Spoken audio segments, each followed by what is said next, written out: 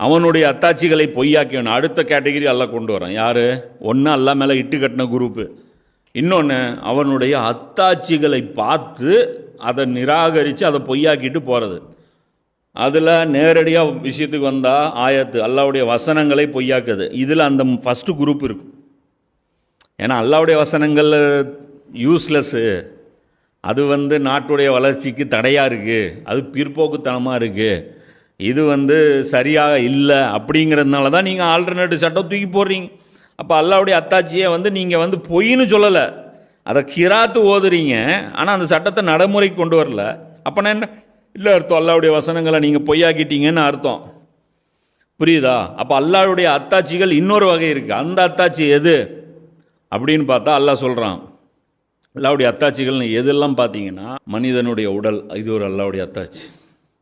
வானம், பூமி, இதெல்லாம் அல்லாஹ்வுடைய அத்தாட்சி. அதே மாதிரி நபிமார்களுடைய நன்னடத்தை, இதுவும் அல்லாஹ்வுடைய அத்தாட்சி. ஒரு நல்ல மனிதரை பார்த்து, அவர் பொய் சொல்லாத ஒரு மனிதரை பார்த்து, பொய் சொல்வதற்கு வாய்ப்பில்லாத தூய்மையான வாழ்க்கை இருக்கக்கூடிய ஒருவரை பார்த்தீங்கன்னா, இவர் அல்லாஹ் ஒருத்தர் இருக்கிறான்னு சொன்னால் கண்டிப்பாக அதில் பொய் இருக்காதுங்கிறதும் அல்லாஹ்வுடைய அத்தாட்சி.